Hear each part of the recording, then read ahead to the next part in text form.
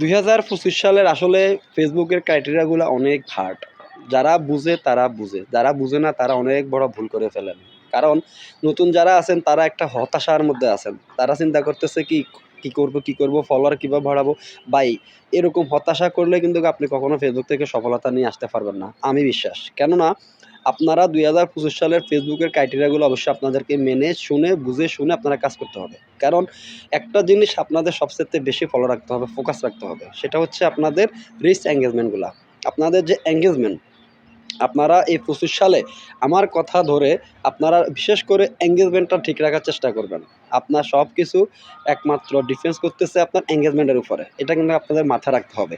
Engagement ঠিক, আপনার সব ঠিক। দেখবেন অটোমেটিক আপনার আইডি গ্রো করবে। যদি আপনি এনগেজমেন্টটা ঠিক রাখতে পারেন। এটা মনে রাখবেন, এনগেজমেন্টের উপরে আপনার আইডি টিকে থাকবে।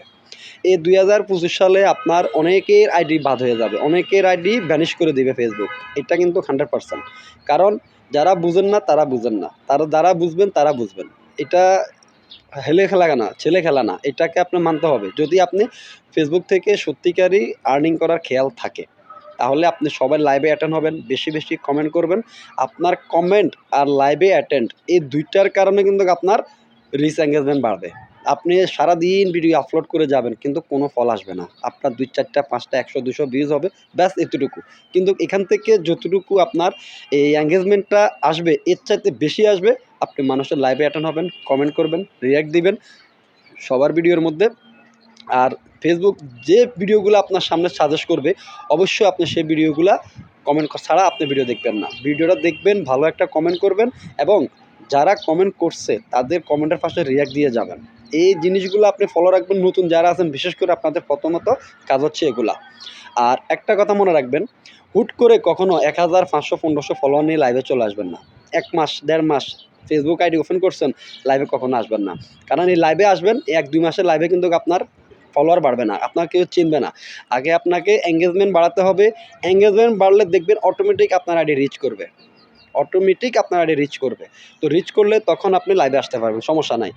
আর যারা নতুন আইডি ওপেন করছেন তারা অবশ্যই একটা জিনিস মাথায় রাখবেন, আইডির বয়স 3 মাস পার হলে তখন আপনারা লাইভে আসবেন। কারণ একটা আইডি ফেসবুকে গ্রো হতে মিনিমাম 3 মাস লাগে, ফেসবুকে অ্যাক্টিভ করতে 3 মাস লাগে। তো 3 মাসের আগে কেউ অন্তত বিশেষ করে লাইভে আসবেন না।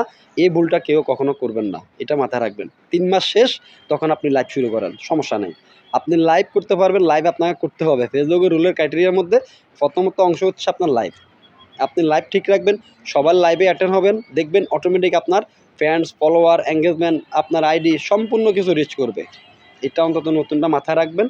লাইভ করবেন, তবে লাইভ করার মতো করবেন। আগে আপনার রিচ বাড়াবেন, পরিচিত বাড়াবেন, ফ্যান ফলোয়ার বাড়াবেন, তারপর অটোমেটিক আপনি লাইভে আসবেন। তো 3 মাসের আগে লাইভ নয়। যারা নতুন আছেন এটা অবশ্যই মাথায় রাখবেন। অসংখ্য ধন্যবাদ, ভালো থাকবেন।